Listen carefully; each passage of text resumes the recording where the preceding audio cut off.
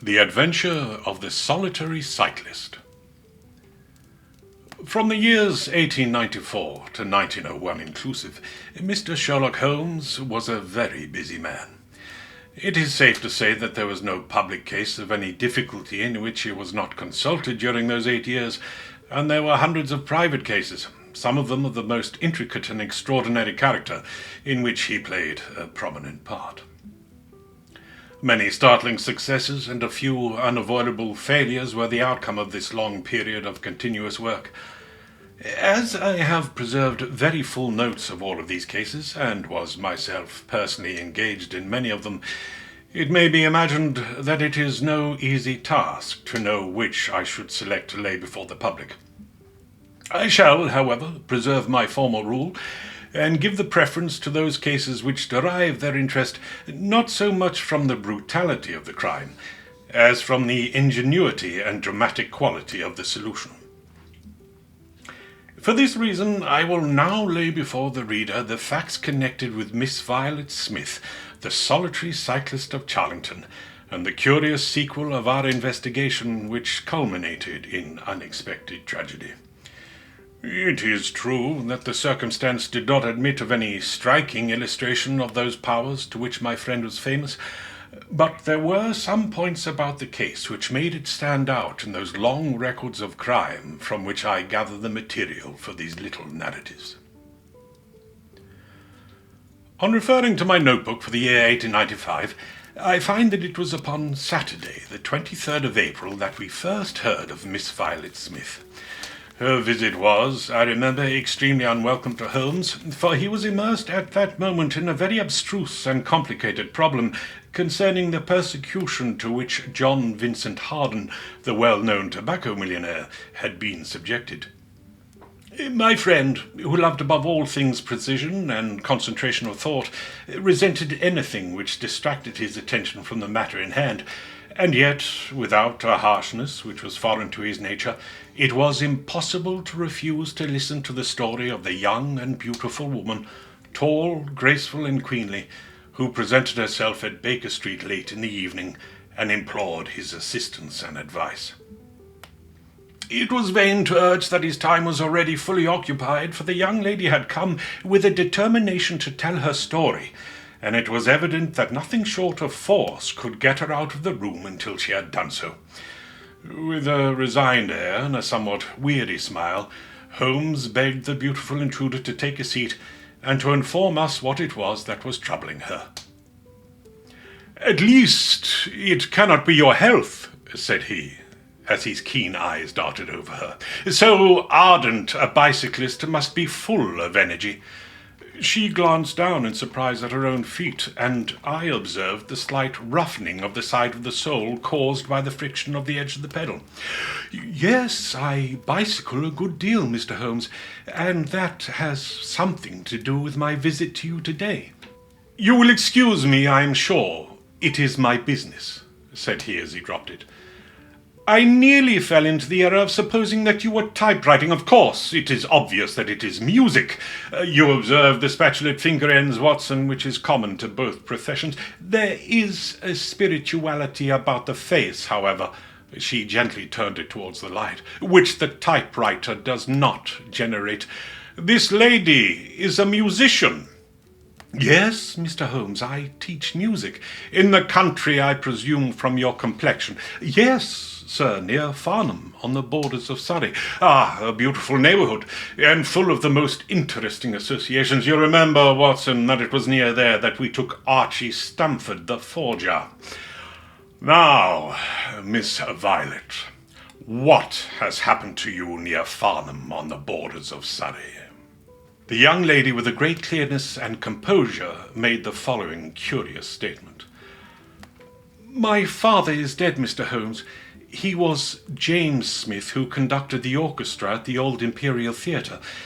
My mother and I were left without a relation in the world, except one uncle, Ralph Smith, who went to Africa 25 years ago, and we have never had a word from him since." When Father died, we were left very poor, but one day we were told there was an advertisement in the Times inquiring of our whereabouts. Oh, you can imagine how excited we were, for we thought that someone had left us a fortune. We went at once to the lawyer whose name was given in the paper. There we met two gentlemen, Mr. Carruthers and a Mr. Woodley, who were home on a visit from South Africa. They said that my uncle was a friend of theirs, that he had died some months before in great poverty in Johannesburg, and that he had asked them with his last breath to hunt up his relations and to see that they were in no want. It seemed strange to us that Uncle Ralph, who took no notice of us when he was alive, should be so careful to look after us when he was dead. But Mr. Carruthers explained that the reason was that my uncle had just heard of the death of his brother, and so felt responsible for our fate. "Excuse me," said Holmes. "When was this interview?" "Last December, 4 months ago. Pray, proceed." "Mr. Woodley seemed to me to be a most odious person. He was forever making eyes at me, a coarse, puffy-faced, red-moustached young man, with his hair plastered down on each side of his forehead. I thought that he was perfectly hateful. Oh, and I am sure that Cyril would not wish me to know such a person." "Oh, Cyril is his name," said Holmes, smiling. The young lady blushed and laughed. "Yes, Mr. Holmes, Cyril Morton, an electrical engineer, and we hope to be married at the end of the summer." Oh, dear me, how did I get talking about him? What I wished to say was that Mr. Woodley was perfectly odious, but that Mr. Carruthers, who was a much older man, was more agreeable. He was a dark, sallow, clean-shaven, silent person, but he had polite manners and a pleasant smile. He inquired how we were left, and on finding that we were very poor, he suggested that I should come and teach music to his only daughter, aged 10. I said that I did not like to leave my mother, on which he suggested that I should go home to her every weekend, and he offered me 100 a year, which was certainly splendid pay. So it ended by my accepting, and I went down to Chiltern Grange, about 6 miles from Farnham. Mr. Carruthers was a widower, but he had engaged a lady housekeeper, a very respectable elderly person called Mrs. Dixon, to look after his establishment. The child was a dear, and everything promised well. Mr. Carruthers was very kind and very musical, and we had most pleasant evenings together. Every weekend I went home to my mother in town. The first flaw in my happiness was the arrival of the red-moustached Mr. Woodley. He came for a visit of a week, and it seemed 3 months to me. He was a dreadful person, a bully to everyone else, but to me something infinitely worse. He made odious love to me, boasted of his wealth, said that if I married him I could have the finest diamonds in London, and finally, when I would have nothing more to do with him, he seized me in his arms one day after dinner, he was hideously strong, and swore that he would not let me go until I had kissed him. Mr. Carruthers came in and tore him from me, on which he turned upon his own host, knocking him down and cutting his face open. That was the end of the visit, as you can imagine. Mr. Carruthers apologized to me the next day and assured me that I should never be exposed to such an insult again. I have not seen Mr. Woodley since. And now, Mr. Holmes, I come at last to the special thing which has caused me to ask your advice today. You must know that every Saturday forenoon I ride on my bicycle to Farnham Station in order to get the 12:22 to town. The road from Chiltern Grange is a lonely one, and at one spot it is particularly so, for it lies for over a mile between Charlington Heath upon one side and the woods which lie around Charlington Hall upon the other. You could not find a more lonely tract of road anywhere, and it is quite rare to meet so much as a cart or a peasant until you reach the high road near Crooksbury Hill. 2 weeks ago I was passing this place when I chanced to look back over my shoulder, and about 200 yards behind me I saw a man also on a bicycle. He seemed to be a middle-aged man with a short, dark beard. I looked back before I reached Farnham, but the man was gone, so I thought no more about it. But you can imagine how surprised I was, Mr. Holmes, when on my return on the Monday, I saw the same man on the same stretch of road. My astonishment was increased when the incident occurred again exactly as before on the following Saturday and Monday. He always kept his distance and did not molest me in any way, but still it certainly was very odd. I mentioned it to Mr. Carruthers, who seemed interested in what I said, and told me that he had ordered a horse and trap so that in future I should not pass over these lonely roads without some companion. The horse and trap were to have come this week, but for some reason they were not delivered, and again I had to cycle to the station. That was this morning. You can think that I looked out when I came to Charlington Heath, and there, sure enough, was the man, exactly as he had been 2 weeks before. He always kept so far from me that I could not clearly see his face, but it was certainly someone whom I did not know. He was dressed in a dark suit with a cloth cap.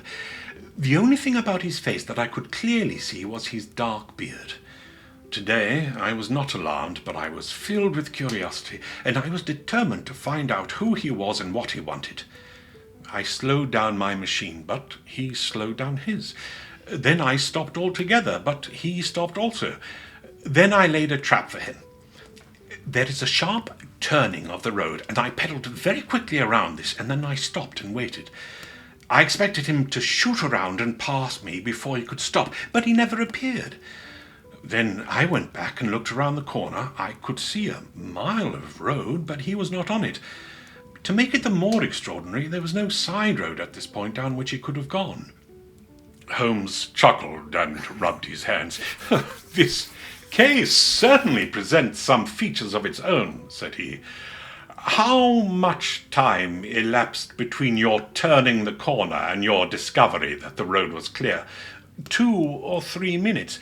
Then he could not have retreated down the road, and you say that there are no side roads? None.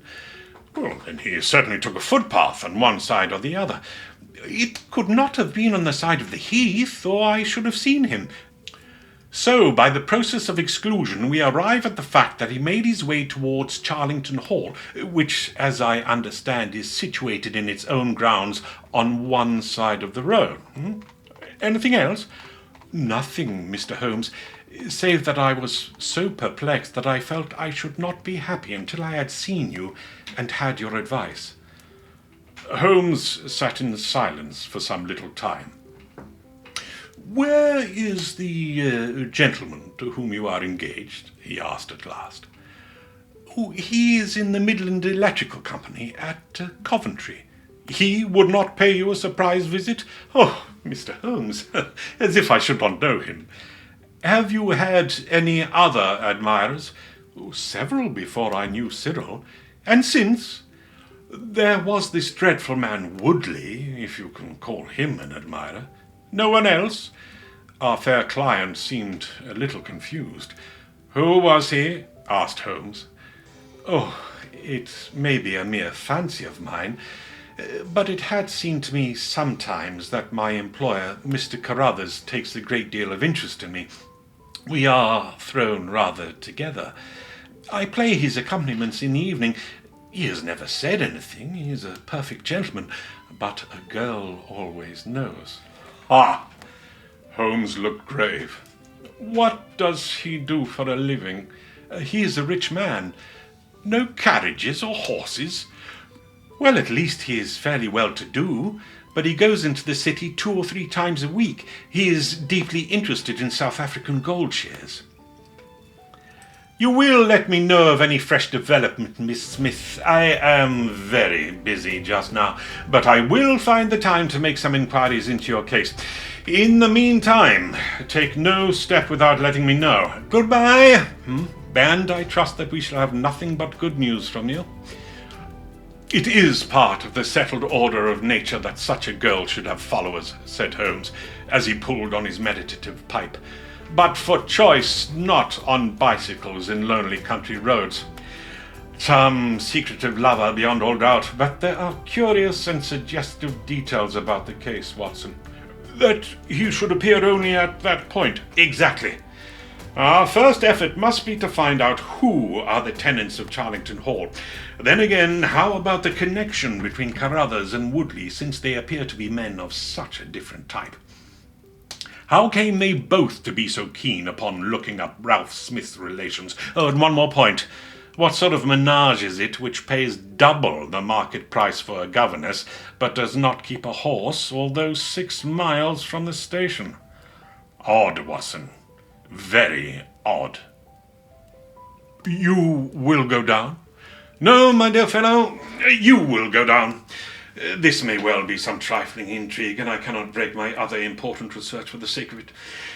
On Monday, you will arrive early at Farnham. You will conceal yourself near Charlington Heath. You will observe these facts for yourself and act as your own judgment advises. Then, having inquired as to the occupants of the hall, you will come back to me and report. And now, Watson, not another word of the matter until we have a few solid stepping stones on which we may hope to get across to our solution. We had ascertained from the lady that she went down upon the Monday by the train which leaves Waterloo at 9:50, so I started early and caught the 9:13. At Farnham Station I had no difficulty in being directed to Charlington Heath. It was impossible to mistake the scene of the young lady's adventure, for the road runs between the open heath on one side and an old yew hedge upon the other, surrounding a park which is studded with magnificent trees. There was a main gateway of lichen-studded stone, each side pillar surmounted by mouldering heraldic emblems, but besides this central carriage drive I observed several points where there were gaps in the hedge and paths leading through them. The house was invisible from the road, but the surroundings all spoke of gloom and decay. The heath was covered with golden patches of flowering gorse, gleaming magnificently in the light of the bright spring sunshine. Behind one of these clumps I took up my position, so as to command both the gateway of the hall and a long stretch of the road upon either side. It had been deserted when I left it, but now I saw a cyclist riding down it from the opposite direction to that in which I had come. He was clad in a dark suit, and I saw that he had a black beard. On reaching the end of the Charlington grounds, he sprang from his machine and led it through a gap in the hedge, disappearing from my view. A quarter of an hour passed, and then a second cyclist appeared. This time it was the young lady coming from the station. I saw her look about as she came to the Charlington hedge. An instant later, the man emerged from his hiding place, sprang upon his cycle, and followed her. In all the broad landscape, those were the only moving figures. The graceful girl sitting very straight upon her machine, and the man behind her bending low over his handlebars with curiously furtive suggestion in every movement. She looked back at him and slowed her pace. He slowed also. She stopped. He at once stopped too, keeping 200 yards behind her. Her next movement was as unexpected as it was spirited. She suddenly whisked her wheels round and dashed straight at him. He was as quick as she, however, and darted off in desperate plight. Presently she came back up the road again, her head haughtily in the air, not deigning to take any further notice of her silent attendant. He had turned also, and still kept his distance until the curve of the road hid him from my sight. I remained in my hiding place, and it was well that I did so, for presently the man reappeared, cycling slowly back. He turned in at the hall gates and dismounted from his machine. For some minutes I could see him standing amongst the trees. His hands were raised, and he seemed to be settling his necktie. Then he mounted his cycle and rode away from me down the drive towards the hall. I ran across the heath and peered through the trees. Far away I could catch glimpses of the old grey building with its bristling Tudor chimneys, but the drive ran through dense shrubbery, and I saw no more of my man. However, it seemed to me that I had done a fairly good morning's work, and I walked back in high spirits to Farnham.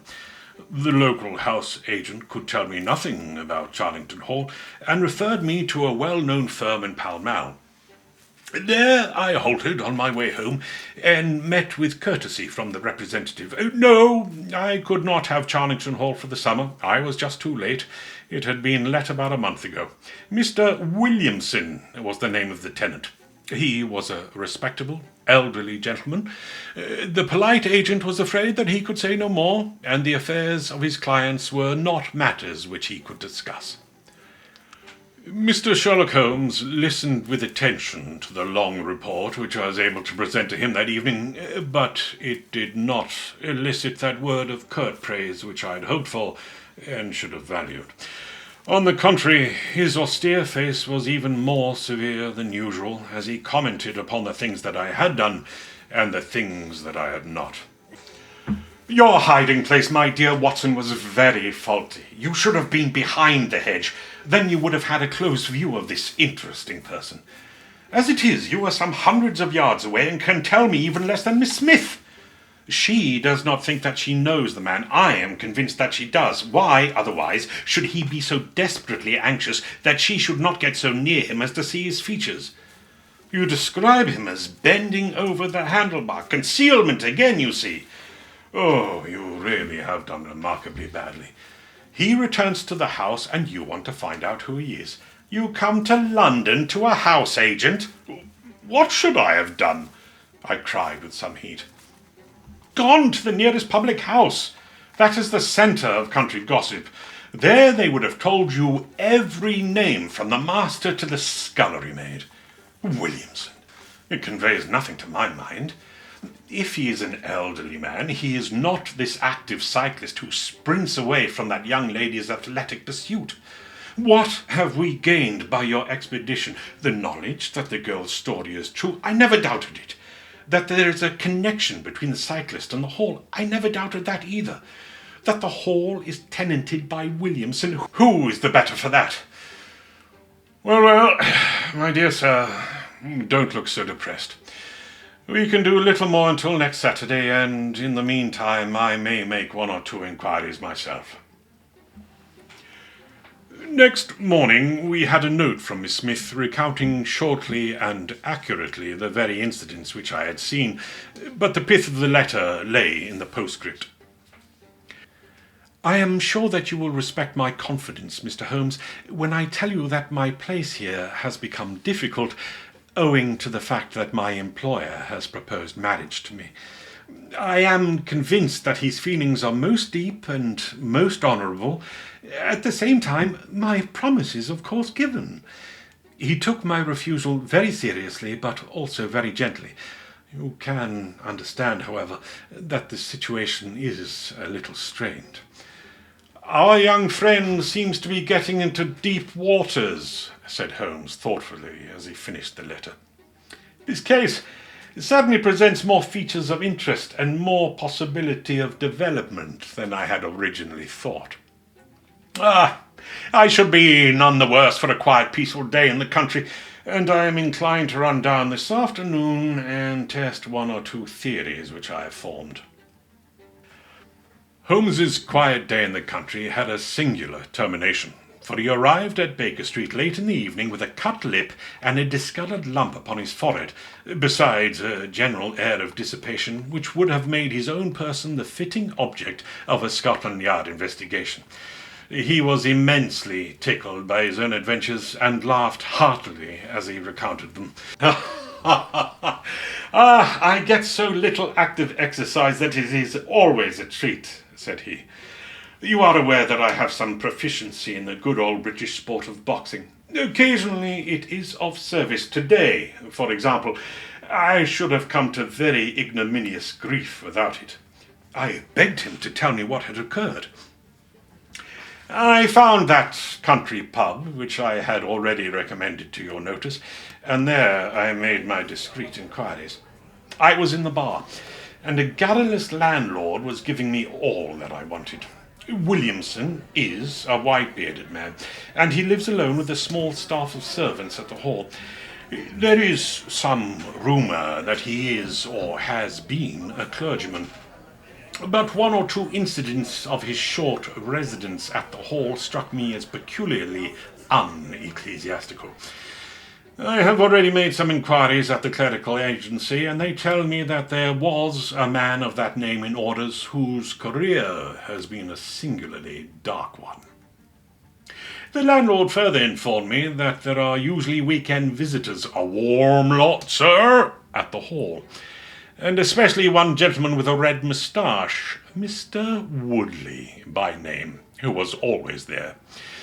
We had got as far as this when who should walk in but the gentleman himself, who had been drinking his beer in the tap room and had heard the whole conversation. Who was I? What did I want? What did I mean by asking questions? Oh, he had a very fine flow of language, and his adjectives were very rigorous. He ended a string of abuse by a vicious backhander, which I failed to entirely avoid. Oh, the next few moments were delicious. It was a straight left against a slogging ruffian. I emerged. As you see me, Mr. Woodley went home in a cart. So ended my country trip. And it must be confessed that, however enjoyable, my day on the Surrey border has not been much more profitable than your own. The Thursday brought us another letter from our client. "You will not be surprised, Mr. Holmes," said she, "to hear that I am leaving Mr. Carruthers' employment. Even the high pay cannot reconcile me to the discomforts of my situation. On Saturday I come up to town, and I do not intend to return. Mr. Carruthers has got a trap, and so the dangers of the lonely road, if there ever were any dangers, are now over. As to the special cause of my leaving, it is not merely the strained situation with Mr. Carruthers, but it is the reappearance of that odious man, Mr. Woodley. He was always hideous, but he looks more awful than ever now, for he seems to have had an accident in which he is much disfigured. I saw him out of the window, but I am glad to say I did not meet him. He had a long talk with Mr. Carruthers, who seemed much excited afterwards. Woodley must be staying in the neighbourhood, for he did not sleep here, and yet I caught a glimpse of him again this morning, slinking about in the shrubbery. Oh, I would sooner have a savage wild animal loose about the place. I loathe and fear him more than I can say. How can Mr. Carruthers endure such a creature for a moment? Oh, however, all my troubles will be over on Saturday." "So I trust, Watson, so I trust," said Holmes gravely. "There is some deep intrigue going on around that little woman, and it is our duty to see that no one molests her upon that last journey. I think, Watson, that we must spare time to run down together on Saturday morning and make sure that this curious and inclusive investigation has no untoward ending." I confess that I had not up until now taken a very serious view of the case, which had seemed to me rather grotesque and bizarre than dangerous. That a man should lie in wait for and follow a very handsome woman is no unheard of thing, and if he has so little audacity that he not only dared not to address her, but even fled from her approach, he was not a very formidable assailant. The ruffian Woodley was a very different person, but, except on one occasion, he had not molested our client, and now he visited the house of Carruthers without intruding upon her presence. The man on the bicycle was doubtless a member of those weekend parties at the hall of which the publican had spoken, but who he was, or what he wanted, was as obscure as ever.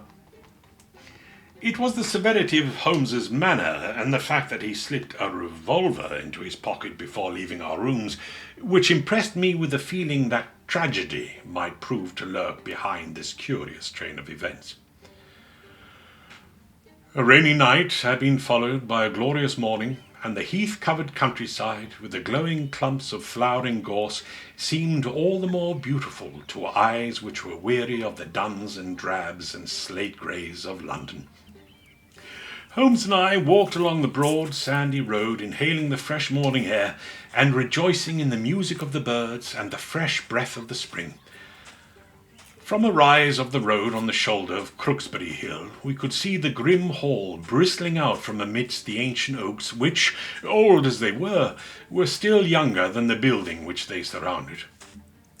Holmes pointed down the long tract of road which wound a reddish-yellow band between the brown of the heath and the budding green of the woods.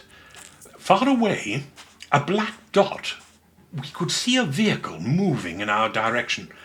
Holmes gave an exclamation of impatience. "I have given a margin of half an hour," said he. "If that is her trap, she must be making for the earlier train. Oh, I fear, Watson, that she will be past Charlington before we can possibly meet her." From the instant that we passed the rise, we could no longer see the vehicle, but we hastened onward at such a pace that my sedentary life began to tell upon me, and I was compelled to fall behind. Holmes, however, was always in training, for he had inexhaustible stores of nervous energy upon which to draw. His springy step never slowed until suddenly he was 100 yards in front of me. He halted, and I saw him throw up his hands with a gesture of grief and despair. At the same instant, an empty dog-cart, the horse cantering, the reins trailing, appeared around the curve of the road and rattled swiftly towards us. "Too late, Watson, too late!" cried Holmes, as I ran panting to his side. "Fool that I was to not allow for that earlier train. It's abduction, Watson, abduction, murder! Heaven knows what! Block the road! Stop the horse! That's right, now jump in! Let us see if we can repair the consequences of my own blunder." We had sprung into the dog-cart, and Holmes, after turning the horse, gave it a sharp cut with a whip, and we flew back along the road. As we turned the curve, the whole stretch of road between the hall and the heath was opened up. I grasped Holmes's arm. "That's the man!" I gasped.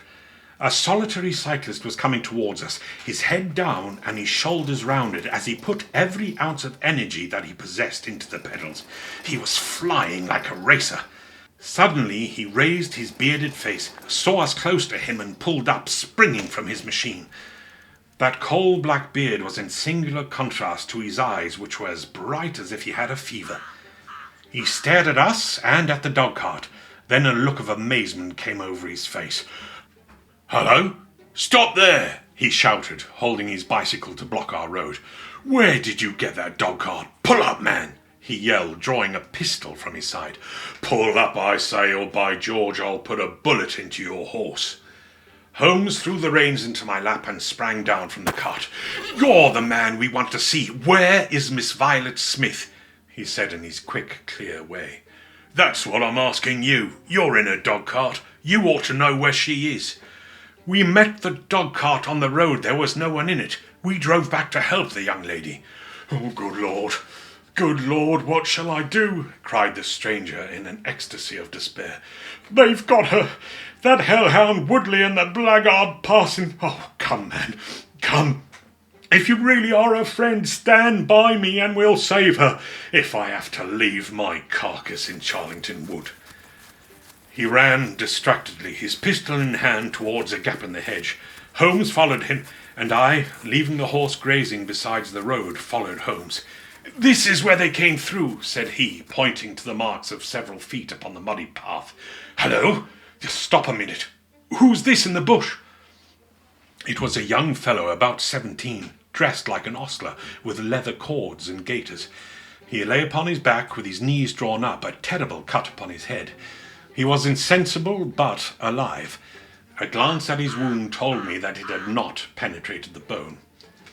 "That's Peter, the groom," cried the stranger. "He drove her. The beasts have pulled him off and clubbed him. Oh, let him lie. We can't do him any good, but we may save her from a worse fate that a woman can befall." We ran frantically down the path which wound among the trees. We had reached the shrubbery which surrounded the house when Holmes pulled up. They didn't go to the house. Here are their marks on the left. Here, besides the laurel bushes. I said so." As he spoke, a woman's shrill scream, a scream which vibrated with a frenzy of horror, burst from the thick green clump of bushes in front of us. It ended suddenly on its highest note with a choke and a gurgle. "This way! "This way! They are in the bowling alley!" cried the stranger, darting through the bushes. "Oh, the cowardly dogs! Follow me, gentlemen! Too late! Oh, too late by the living jingo!" We had broken suddenly into a lovely glade of greensward surrounded by ancient trees. On the farther side of it, under the shadow of a mighty oak, there stood a singular group of 3 people. One was a woman, our client, drooping and faint, a handkerchief around her mouth.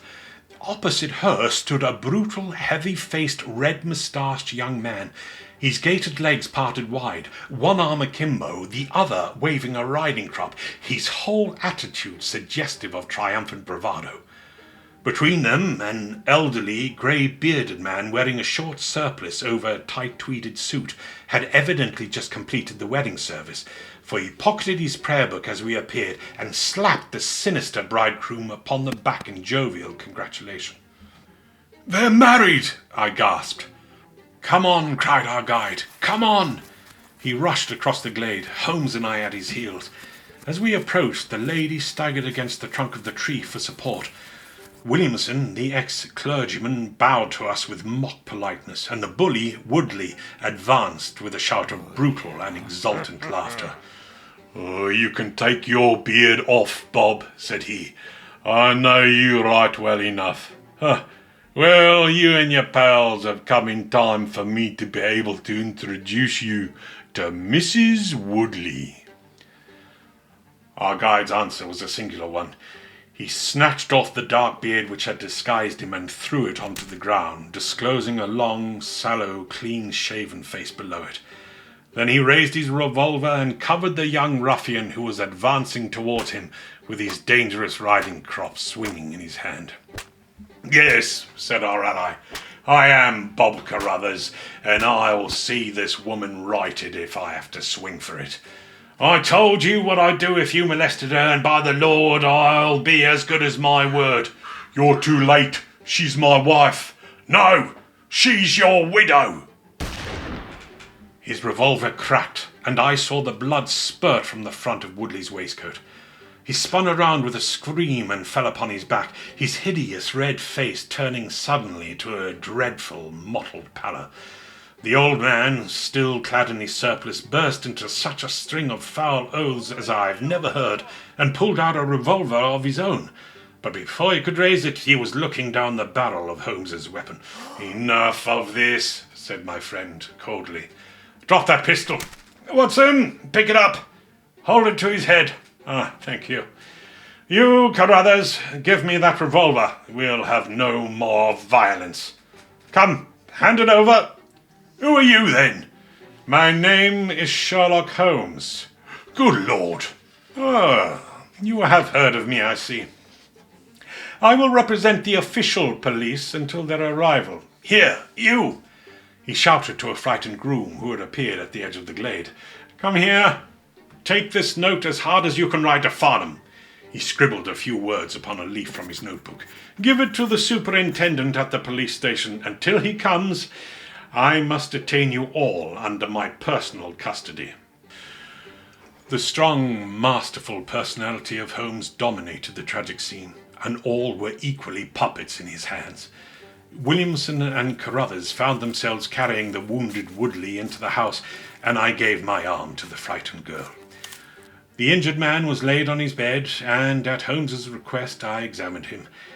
I carried my report to where he was sat in the old tapestry-hung dining room, with his 2 prisoners before him. "He will live," said I. "What?"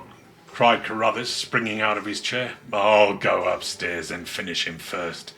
Do you tell me that angel is to be tied to Roaring Jack Woodley for life?" "You need not concern yourself about that," said Holmes. "There are 2 very good reasons why she should under no circumstances be his wife. In the first place, we are very safe in questioning Mr. Williamson's right to solemnize a marriage." "I have been ordained," cried the old rascal. "And also unfrocked." "Once a clergyman, always a clergyman." "I think not. How about the license?" "We had a license for the marriage. I have it here in my pocket." "Then you got it by trick. But in any case, a forced marriage is no marriage. But it is a very serious felony, as you will discover before you have finished. You'll have time to think the point out during the next 10 years or so, unless I am very mistaken. As to you, Carruthers, you would have done better to keep your pistol in your pocket. I begin to think so, Mr. Holmes. But when I thought of all the precaution I had taken to shield this girl, for I loved her, Mr. Holmes, and it is the only time that ever I knew what love was, it fairly drove me mad to think that she was in the power of the greatest brute and bully in South Africa, a man whose name is a holy terror from Kimberley to Johannesburg. Why, Mr. Holmes, you'll hardly believe it, but ever since that girl has been in my employment, I never once let her go past this house where I knew the rascals were lurking without following her on my bicycle, just to see that she came to no harm. I kept my distance from her, and I wore a beard so that she should not recognise me, for she is a good high-spirited girl, and she wouldn't have stayed in my employment long if she had thought that I was following her about the country roads. Why did you not tell her of the danger? Because then again she would have left me, and I couldn't bear to face that. Even if she couldn't love me, it was a great deal to me to just see her dainty form about the house, and to hear the sound of her voice. Well, said I, you call that love, Mr. Carruthers, but I should call it selfishness. Maybe the two things go together.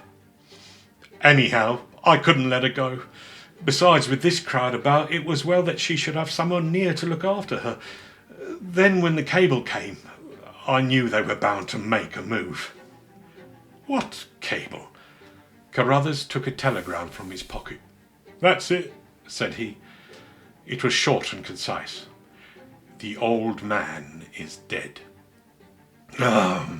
Said Holmes. I think I see how things worked. I can understand how this message would, as you say, bring them to a head. But while you wait, you might well tell me what you can. The old reprobate with the surplice burst into a volley of bad language. Oh, by heaven, said he, if you squeal on us, Bob Carruthers, I will serve you as you serve Jack Woodley. You can bleat about the girl to your heart's content, for that's your own affair. But if you round on your pals to this plain-clothes copper, it will be the worst day's work that you ever did. Your reverence need not be excited, said Holmes, lighting a cigarette. This case is clear enough against you, and all I ask are a few details for my private curiosity. However, if there's any difficulty in you telling me, I will do the talking, and then you will see how far you have a chance of holding back your secrets. In the first place, the three of you came from South Africa on this game. You, Williamson, you, Carruthers, and Woodley. Lie number one, said the old man.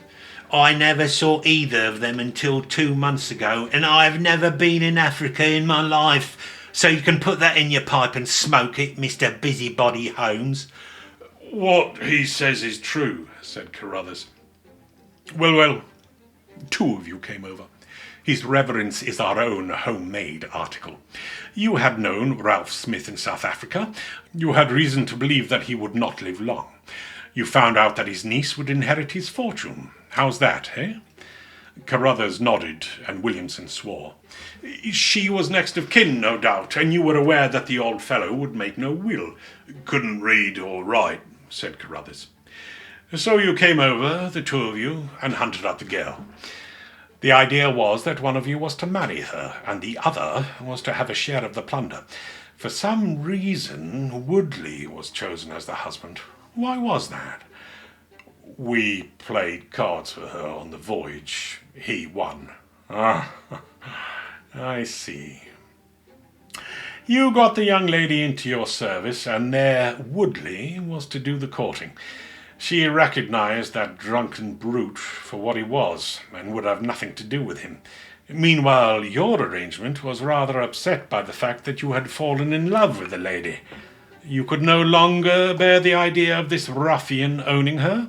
No, by George, I couldn't. There was a quarrel between you. He left you in a rage and began to make his own plans independently of you. Oh, it strikes me, Williamson, there isn't very much that we can tell this gentleman, cried Carruthers with a bitter laugh. Yes, we quarrelled and he knocked me down. I am level with him on that, anyhow. Then I lost sight of him. That was when he picked up with this outcast padre here. I found that they had set up housekeeping together at this place on the line that she had to pass through the station. I kept my eye on her after that, for I knew there was some devilry in the wind. I saw them from time to time, for I was anxious to know what they were after. 2 days ago, Woodley came up to my house with this cable which showed that Ralph Smith was dead. He asked me if I would stand by the bargain. I said that I would not. He asked me if I would marry the girl myself and give him a share. I said that I would willingly do so, but that she would not have me. He said, let us get her married first, and after a week or two she may see things a bit different. I said that I would have nothing to do with violence. So off he went, cursing like the foul-mouthed blackguard that he was, and swearing that he would have her yet. She was leaving me this weekend, and I had got a trap to take to the station, but I was so uneasy in my mind that I followed her on my bicycle. She had got a start, however, and before I could catch her, the mischief was done. The first thing I knew about it was when I saw you 2 gentlemen driving back in a dog-cart. Holmes rose and tossed the end of his cigarette into the grate. I have been very obtuse, Watson, said he. When in your report you said that you had seen the cyclist as you thought arrange his necktie in the shrubbery, that alone should have told me all. However, we may congratulate ourselves upon a curious and in some respects a unique case. I perceive 3 of the country constabulary in the drive, and I am glad to see that the little ostler is able to keep pace with them, so it is likely that neither he nor the interesting bridegroom will be permanently damaged by this morning's adventures. I think, Watson, that in your medical capacity you might wait upon Miss Smith and tell her that if she is sufficiently recovered, we shall be happy to escort her to her mother's home. If she is not quite convalescent, you will find that a hint that we were about to telegraph to a young electrician in the Midlands would probably complete the cure.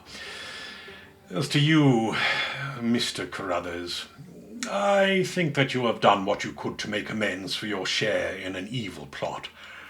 There is my card, sir, and if my evidence can be of help in your trial, it shall be at your disposal. In the whirl of our incessant activity, it has often been difficult for me, as the reader has probably observed, to round off my narratives and to give those final details which the curious might expect. Each case has been the prelude to another, and the crisis once over, the actors have passed for ever out of our busy lives. I find, however, a short note at the end of my manuscript dealing with this case, in which I have put it upon record that Miss Violet Smith did indeed inherit a large fortune, and that she is now the wife of Cyril Morton, the senior partner of Morton and Kennedy, the famous Westminster electricians. Williamson and Woodley were both tried for abduction and assault, the former getting 7 years and the latter 10. Of the fate of Carruthers I have no record, but I am sure that his assault was not viewed very greatly by the court, since Woodley had the reputation of being a most dangerous ruffian, and I think that a few months were sufficient to satisfy the demands of justice.